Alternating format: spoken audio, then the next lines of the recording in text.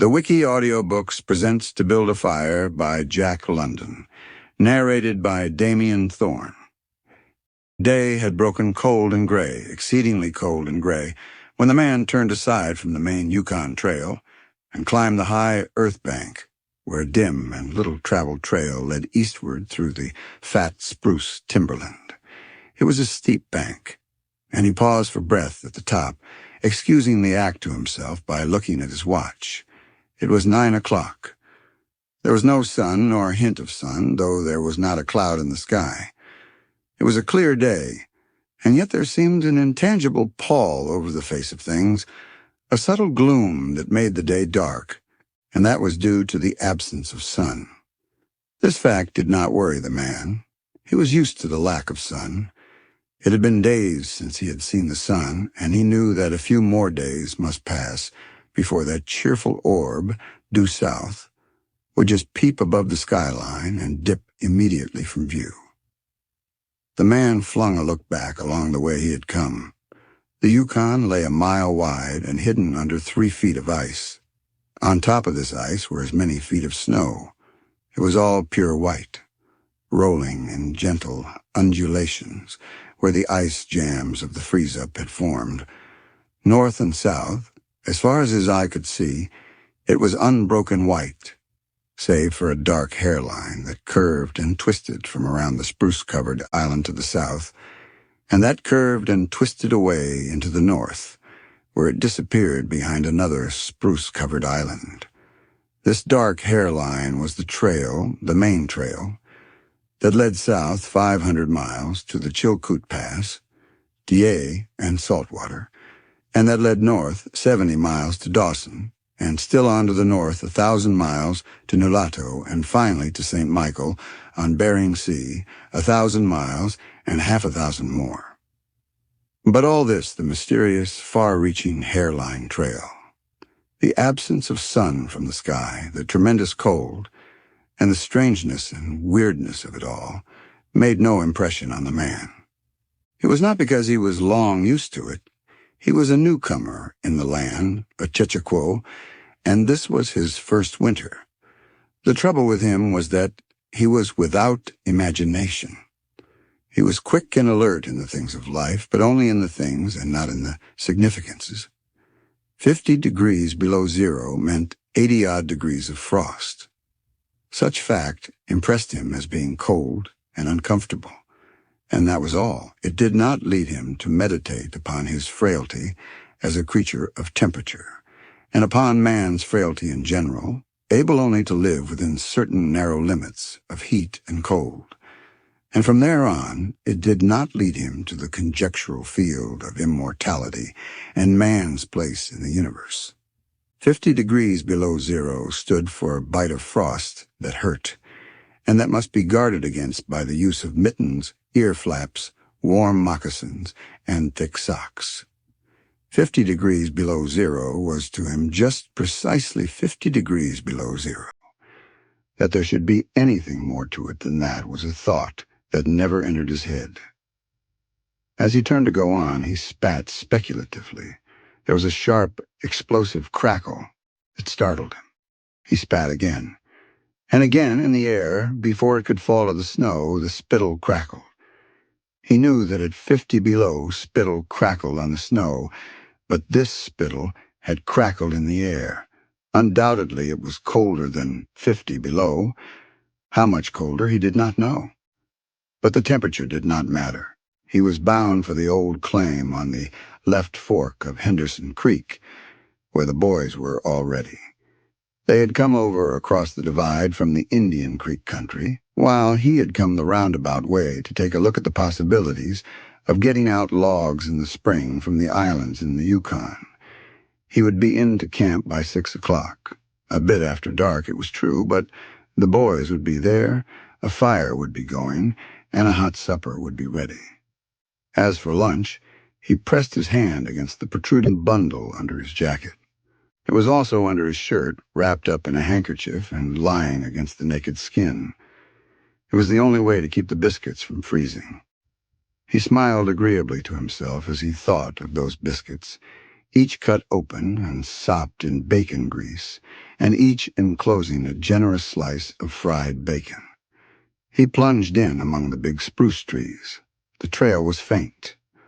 A foot of snow had fallen since the last sled had passed over, and he was glad he was without a sled traveling light.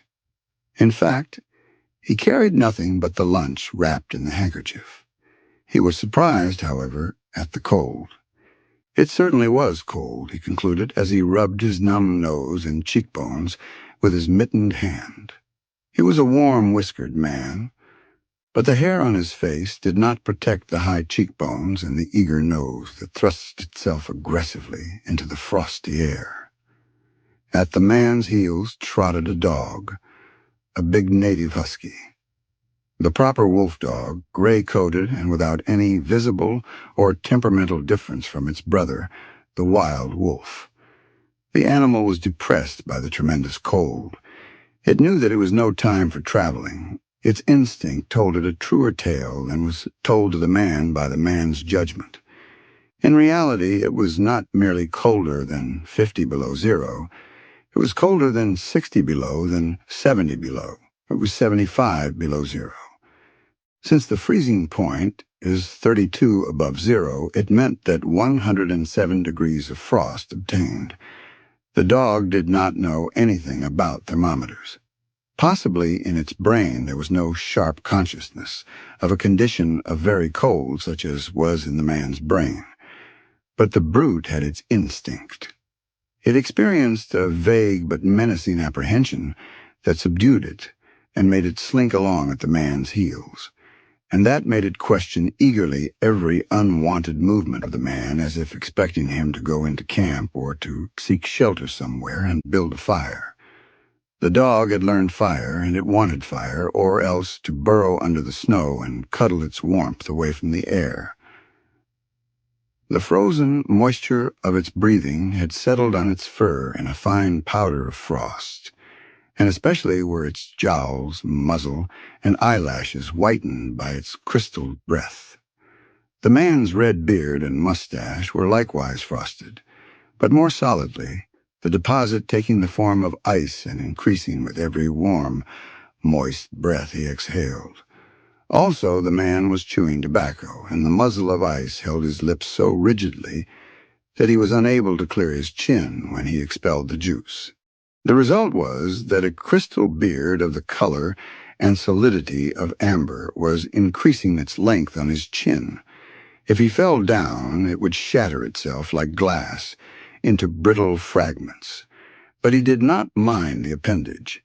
It was the penalty all tobacco chewers paid in that country, and he had been out before in 2 cold snaps.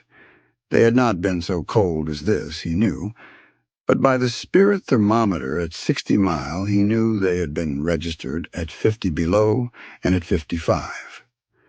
He held on through the level stretch of woods for several miles, crossed a wide flat of riggerheads, and dropped down a bank to the frozen bed of a small stream. This was Henderson Creek, and he knew he was 10 miles from the forks. He looked at his watch. It was 10 o'clock. He was making 4 miles an hour, and he calculated that he would arrive at the forks at 12:30. He decided to celebrate that event by eating his lunch there. The dog dropped in again at his heels with a tail drooping discouragement as the man swung along the creek bed. The furrow of the old sled trail was plainly visible, but a dozen inches of snow covered the marks of the last runners. In a month, no man had come up or down that silent creek. The man held steadily on. He was not much given to thinking, and just then, particularly, he had nothing to think about save that he would eat lunch at the forks, and that at 6 o'clock he would be in camp with the boys. There was nobody to talk to, and had there been, speech would have been impossible because of the ice muzzle on his mouth. So he continued monotonously to chew tobacco and to increase the length of his amber beard. Once in a while a thought reiterated itself that it was very cold and that he had never experienced such cold. As he walked along, he rubbed his cheekbones and nose with the back of his mittened hand. He did this automatically, now and again changing hands. But rub as he would, the instant he stopped, his cheekbones went numb. And the following instant, the end of his nose went numb. He was sure to frost his cheeks, he knew that, and experienced a pang of regret that he had not devised a nose strap of the sort Bud wore in cold snaps. Such a strap passed across the cheeks as well and saved them. But it didn't matter much after all. What were frosted cheeks? A bit painful, that was all. They were never serious. Empty as the man's mind was of thoughts, he was keenly observant, and he noticed the changes in the creek, the curves and bends and timber jams, and always he sharply noted where he placed his feet. Once coming around a bend, he shied abruptly, like a startled horse, curved away from the place where he had been walking, and retreated several paces back along the trail. The creek, he knew, was frozen clear to the bottom. No creek could contain water in that Arctic winter. But he knew also that there were springs that bubbled out from the hillsides and ran along under the snow and on top the ice of the creek. He knew that the coldest snaps never froze these springs, and he knew likewise their danger. They were traps. They hid pools of water under the snow that might be 3 inches deep, or 3 feet. Sometimes a skin of ice, half an inch thick, covered them, and in turn was covered by the snow. Sometimes there were alternate layers of water and ice skin, so that when one broke through, he kept on breaking through for a while, sometimes wetting himself to the waist. That was why he had shied in such panic. He had felt the give under his feet, and heard the crackle of a snow-hidden ice skin. And to get his feet wet in such a temperature meant trouble and danger. At the very least it meant delay, for he would be forced to stop and build a fire, and under its protection to bare his feet while he dried his socks and moccasins. He stood and studied the creek bed and its banks, and decided that the flow of water came from the right.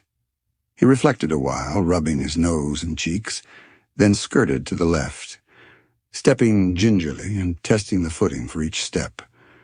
Once clear of the danger, he took a fresh chew of tobacco and swung along at his 4-mile gait. In the course of the next 2 hours, he came upon several similar traps. Usually the snow above the hidden pools had a sunken, candied appearance that advertised the danger. Once again, however, he had a close call, and once, suspecting danger, he compelled the dog to go on in front. The dog did not want to go. It hung back until the man shoved it forward, and then it went quickly across the white, unbroken surface. Suddenly it broke through, floundered to one side, and got away to firmer footing.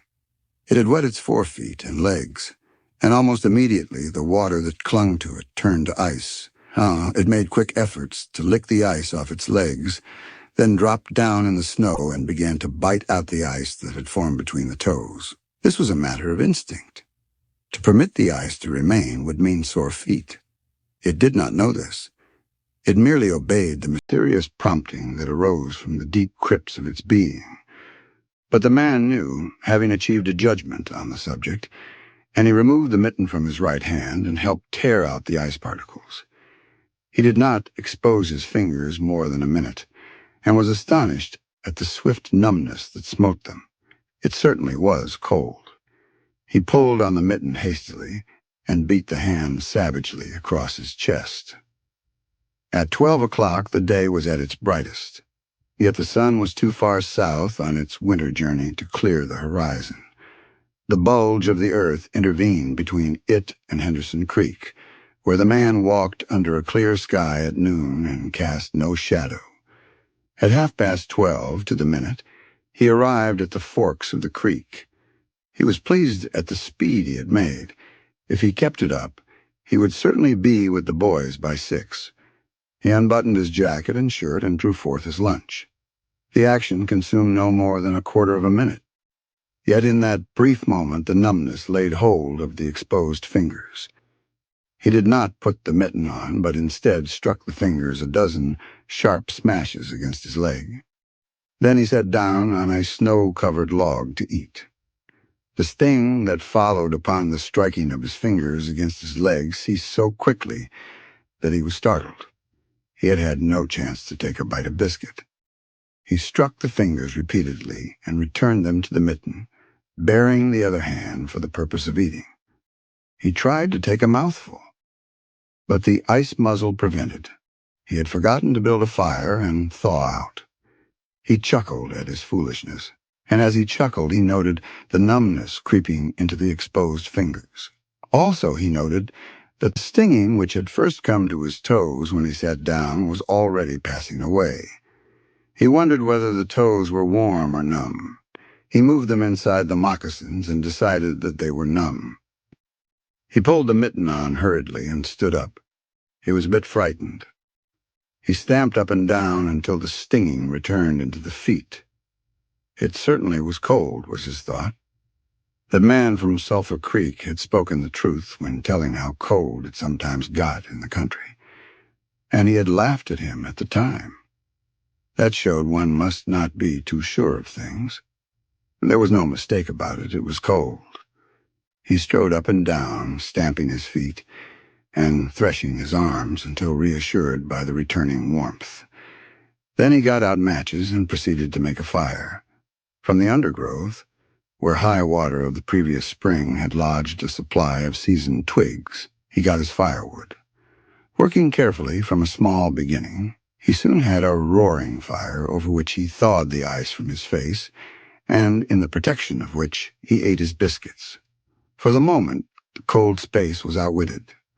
The dog took satisfaction in the fire, stretching out close enough for warmth and far enough away to escape being singed. When the man had finished, he filled his pipe and took his comfortable time over smoke. Then he pulled on his mittens, settled the ear flaps of his cap firmly about his ears, and took the creek trail up the left fork. The dog was disappointed and yearned back toward the fire. This man did not know cold. Possibly all the generations of his ancestry had been ignorant of cold, of real cold, of cold 107 degrees below freezing point. But the dog knew, all its ancestry knew, and it had inherited the knowledge. And it knew that it was not good to walk abroad in such fearful cold. It was the time to lie snug in a hole in the snow and wait for a curtain of cloud to be drawn across the face of outer space whence this cold came. On the other hand, there was no keen intimacy between the dog and the man. The one was the toil-slave of the other, and the only caresses it had ever received were the caresses of the whiplash and of harsh and menacing throat sounds that threatened the whiplash. So the dog made no effort to communicate its apprehension to the man. It was not concerned in the welfare of the man. It was for its own sake that it yearned back toward the fire.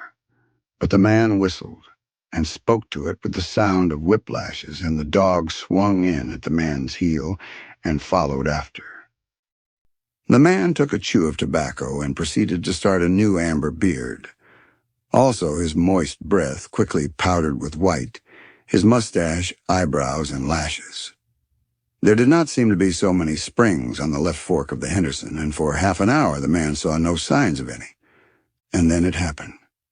At a place where there were no signs, where the soft, unbroken snow seemed to advertise solidity beneath, the man broke through. It was not deep. He wet himself halfway to the knees before he floundered out to the firm crust. He was angry and cursed his luck aloud. He had hoped to get into camp with the boys at 6 o'clock, and this would delay him an hour, for he would have to build a fire and dry out his footgear.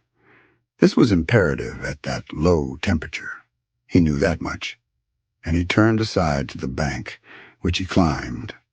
On top, tangled in the underbrush about the trunks of several small spruce trees, was a high-water deposit of dry firewood, sticks and twigs principally, but also larger portions of seasoned branches and fine, dry, last year's grasses.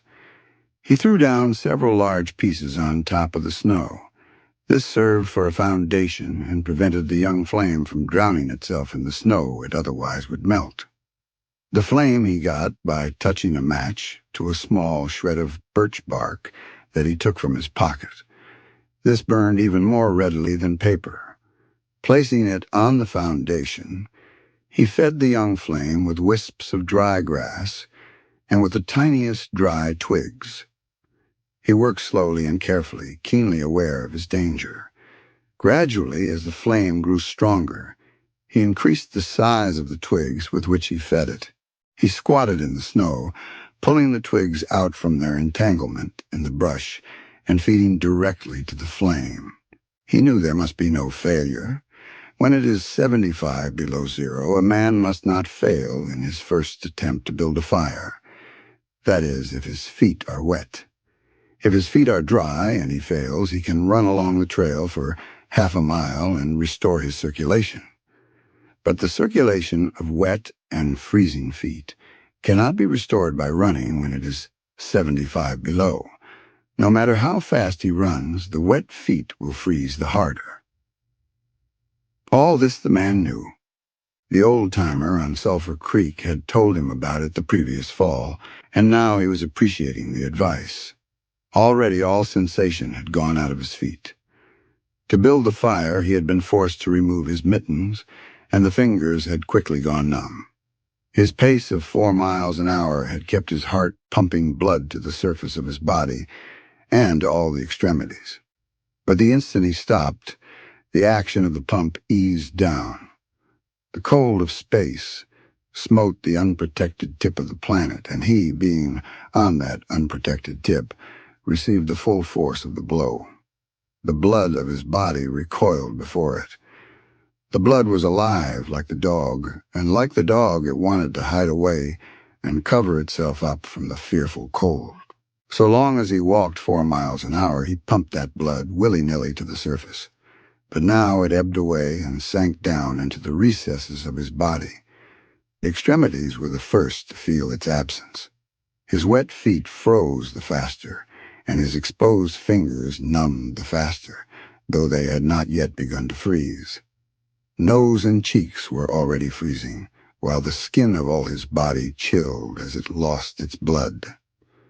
But he was safe. Toes and nose and cheeks would be only touched by the frost, for the fire was beginning to burn with strength. He was feeding it with twigs the size of his finger. In another minute he would be able to feed it with branches the size of his wrist, and then he could remove his wet footgear, and while it dried, he could keep his naked feet warm by the fire, rubbing them at first, of course, with snow. The fire was a success. He was safe. He remembered the advice of the old-timer on Sulphur Creek and smiled. The old-timer had been very serious in laying down the law that no man must travel alone in the Klondike after 50 below. Well, here he was. He had had the accident. He was alone, and he had saved himself. Those old-timers were rather womanish, some of them, he thought. All a man had to do was to keep his head, and he was all right. Any man who was a man could travel alone. But it was surprising, the rapidity with which his cheeks and nose were freezing, and he had not thought his fingers could go lifeless in so short a time. Lifeless they were, for he could scarcely make them move together to grip a twig, and they seemed remote from his body and from him. When he touched a twig, he had to look and see whether or not he had hold of it. The wires were pretty well down between him and his finger ends, all of which counted for little. There was the fire, snapping and crackling and promising life with every dancing flame. He started to untie his moccasins. They were coated with ice. The thick German socks were like sheaths of iron halfway to the knees, and the moccasin strings were like rods of steel all twisted and knotted as by some conflagration. For a moment he tugged with his numb fingers, then, realizing the folly of it, he drew his sheath knife. But before he could cut the strings, it happened. It was his own fault, or rather his mistake. He should not have built the fire under the spruce tree. He should have built it in the open. But it had been easier to pull the twigs from the brush and drop them directly on the fire. Now the tree under which he had done this carried a weight of snow on its boughs. No wind had blown for weeks, and each bough was fully freighted. Each time he had pulled a twig, he had communicated a slight agitation to the tree, an imperceptible agitation, so far as he was concerned, but an agitation sufficient to bring about the disaster. High up in the tree, one bough capsized its load of snow. This fell on the boughs beneath, capsizing them. This process continued, spreading out and involving the whole tree. It grew like an avalanche, and it descended without warning upon the man and the fire was blotted out. Where it had burned was a mantle of fresh and disordered snow. The man was shocked. It was as though he had just heard his own sentence of death. For a moment he sat and stared at the spot where the fire had been. Then he grew very calm. Perhaps the old-timer on Sulphur Creek was right. If he had only had a trail mate, he would have been in no danger now. The trail mate could have built the fire. Well, it was up to him to build the fire over again, and this second time there must be no failure. Even if he succeeded, he would most likely lose some toes. His feet must be badly frozen by now, and there would be some time before the second fire was ready. Such were his thoughts, but he did not sit and think them. He was busy all the time they were passing through his mind. He made a new foundation for a fire, this time in the open, where no treacherous tree could blot it out. Next, he gathered dry grasses and tiny twigs from the high water flotsam. He could not bring his fingers together to pull them out, but he was able to gather them by the handful. In this way, he got many rotten twigs and bits of green moss that were undesirable, but it was the best he could do. He worked methodically, even collecting an armful of the larger branches to be used later when the fire gathered strength. And all the while the dog sat and watched him, a certain yearning wistfulness in its eyes, for it looked upon him as the fire provider, and the fire was slow in coming. When all was ready, the man reached in his pocket for a second piece of birch bark. He knew the bark was there, and though he could not feel it with his fingers, he could hear its crisp rustling as he fumbled for it. Try as he would, he could not clutch hold of it, and all the time in his consciousness was the knowledge that each instant his feet were freezing. This thought tended to put him in a panic, but he fought against it and kept calm. He pulled on his mittens with his teeth and threshed his arms back and forth, beating his hands with all his might against his sides. He did this sitting down, and he stood up to do it. And all the while the dog sat in the snow, its wolf brush of a tail curled around warmly over its forefeet. Its sharp wolf ears pricked forward intently as it watched the man. And the man, as he beat and threshed with his arms and hands, felt a great surge of envy as he regarded the creature that was warm and secure in its natural covering. After a time, he was aware of the first faraway signals of sensation in his beaten fingers.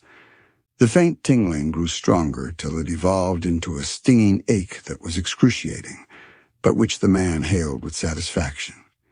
He stripped the mitten from his right hand and fetched forth the birch bark. The exposed fingers were quickly going numb again. Next, he brought out his bunch of sulphur matches. But the tremendous cold had already driven the life out of his fingers. In his effort to separate one match from the others, the whole bunch fell in the snow. He tried to pick it out of the snow, but failed.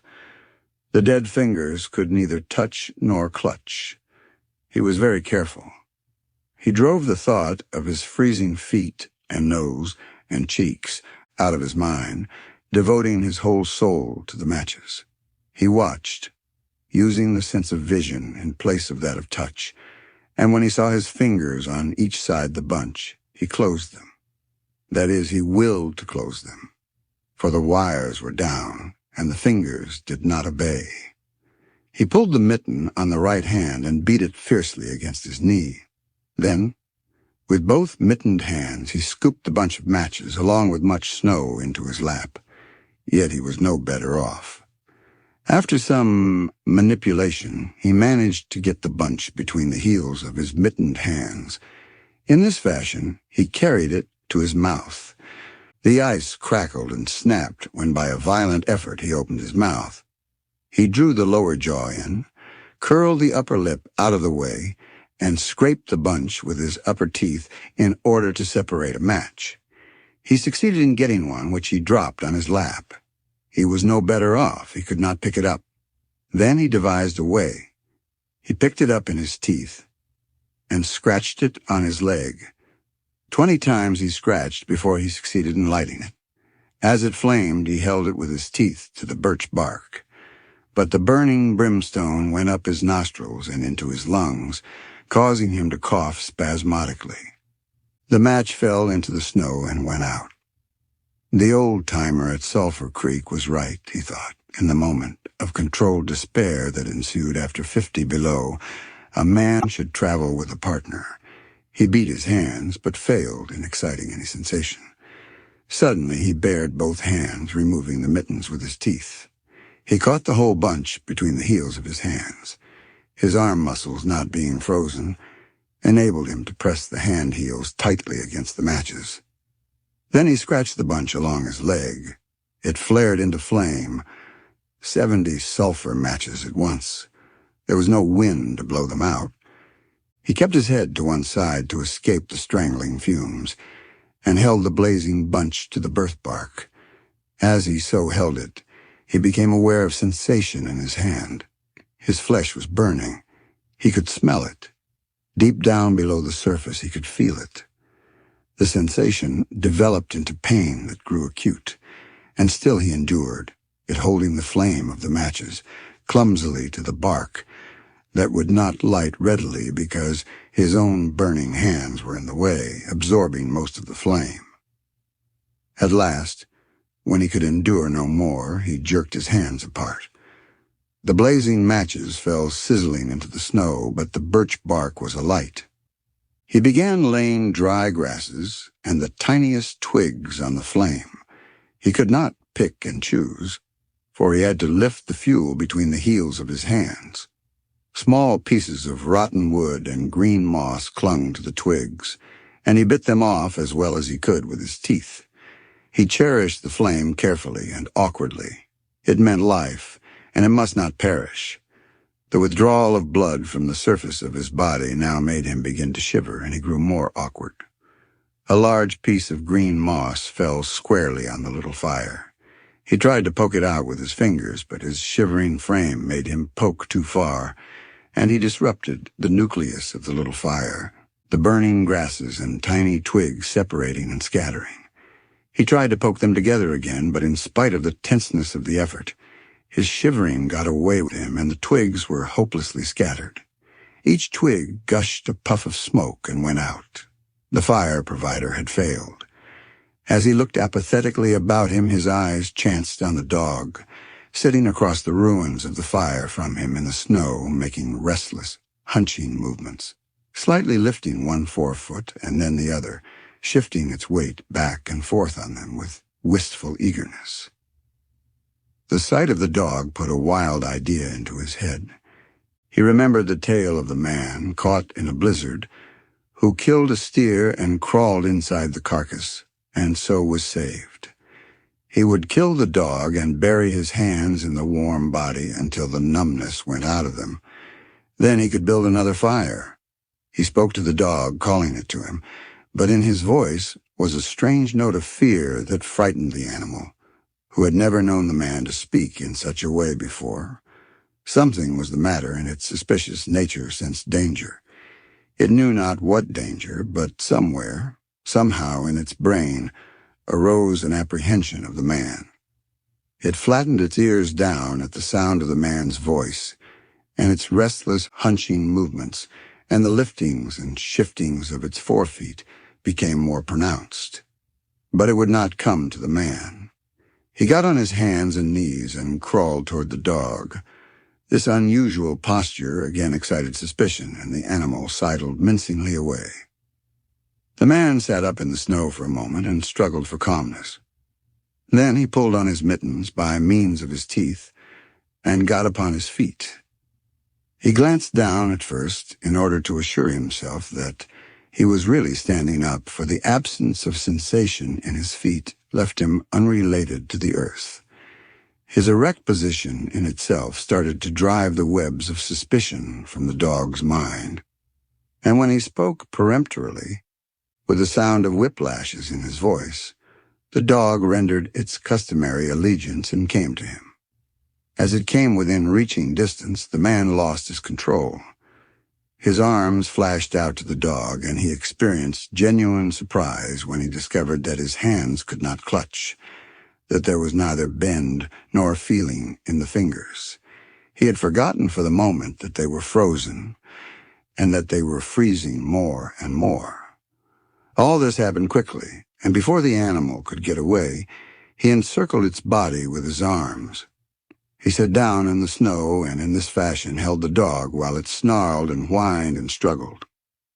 But it was all he could do, hold its body encircled in his arms and sit there.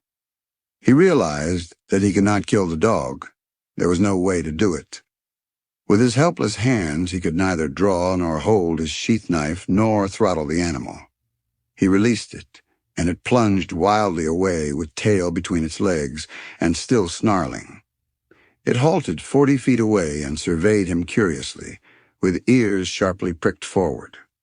The man looked down at his hands in order to locate them, and found them hanging on the ends of his arms. It struck him as curious that one should have to use his eyes in order to find out where his hands were. He began threshing his arms back and forth, beating the mittened hands against his sides. He did this for 5 minutes, violently, and his heart pumped enough blood up to the surface to put a stop to his shivering. But no sensation was aroused in the hands. He had an impression that they hung like weights on the ends of his arms, but when he tried to run the impression down, he could not find it. A certain fear of death, dull and oppressive, came to him. This fear quickly became poignant, as he realized that it was no longer a mere matter of freezing his fingers and toes, or of losing his hands and feet, but that was a matter of life and death with the chances against him.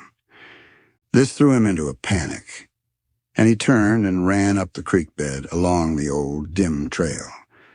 The dog joined in behind and kept up with him. He ran blindly, without intention, in fear such as he had never known in his life. Slowly, as he plowed and floundered through the snow, he began to see things again. The banks of the creek, the old timber jams, the leafless aspens, and the sky. The running made him feel better. He did not shiver. Maybe if he ran on, his feet would thaw out, and anyway, if he ran far enough, he would reach camp and the boys. Without doubt, he would lose some fingers and toes and some of his face, but the boys would take care of him and save the rest of him when he got there. And at the same time, there was another thought in his mind that said he would never get to the camp and the boys, that it was too many miles away, that the freezing had too great a start on him, and that he would soon be stiff and dead. This thought he kept in the background and refused to consider. Sometimes it pushed itself forward and demanded to be heard, but he thrust it back and strove to think of other things. It struck him as curious that he could run at all on feet so frozen that he could not feel them when they struck the earth and took the way of his body. He seemed to himself to skim along above the surface and to have no connection with the earth. Somewhere he had once seen a winged Mercury, and he wondered if Mercury felt as he felt when skimming over the earth. His theory of running until he reached camp and the boys had one flaw in it. He lacked the endurance. Several times he stumbled, and finally he tottered, crumpled up, and fell. When he tried to rise, he failed. He must sit and rest, he decided, and next time he would merely walk and keep on going. As he sat and regained his breath, he noted that he was feeling quite warm and comfortable. He was not shivering, and it even seemed that a warm glow had come to his chest and trunk. And yet, when he touched his nose or cheeks, there was no sensation. Running would not thaw them out, nor would it thaw out his hands and feet. Then the thought came to him that the frozen portions of his body must be extending. He tried to keep this thought down, to forget it, to think of something else. He was aware of the panicky feeling that it caused, and he was afraid of the panic. But the thought asserted itself and persisted until it produced a vision of his body totally frozen. This was too much, and he made another wild run along the trail. Once he slowed down to a walk, but the thought of the freezing extending itself made him run again. And all the time the dog ran with him at his heels. When he fell down a second time, it curled its tail over its forefeet and sat in front of him, facing him, curiously eager and intent. The warmth and security of the animal angered him, and he cursed it till it flattened down its ears appealingly. This time the shivering came more quickly upon the man. He was losing in his battle with the frost. It was creeping into his body from all sides. The thought of it drove him on, but he ran no more than 100 feet when he staggered and pitched headlong. It was his last panic. When he had recovered his breath and control, he sat up and entertained in his mind the conception of meeting death with dignity. However, the conception did not come to him in such terms. His idea of it was that he had been making a fool of himself, running around like a chicken with its head cut off. Such was the simile that occurred to him. Well, he was bound to freeze anyway, and he might as well take it decently. With this newfound peace of mind came the first glimmerings of drowsiness. A good idea, he thought, to sleep off to death. It was like salting an anesthetic. Freezing was not so bad as people thought. There were lots worse ways to die. He pictured the boys finding his body next day. Suddenly he found himself with them, coming along the trail and looking for himself. And still with them, he came around a turn in the trail and found himself lying in the snow. He did not belong with himself anymore, for even then he was out of himself, standing with the boys and looking at himself in the snow. It certainly was cold, was his thought. When he got back to the States, he could tell the folks what real cold was. He drifted on from this to a vision of the old-timer on Sulphur Creek.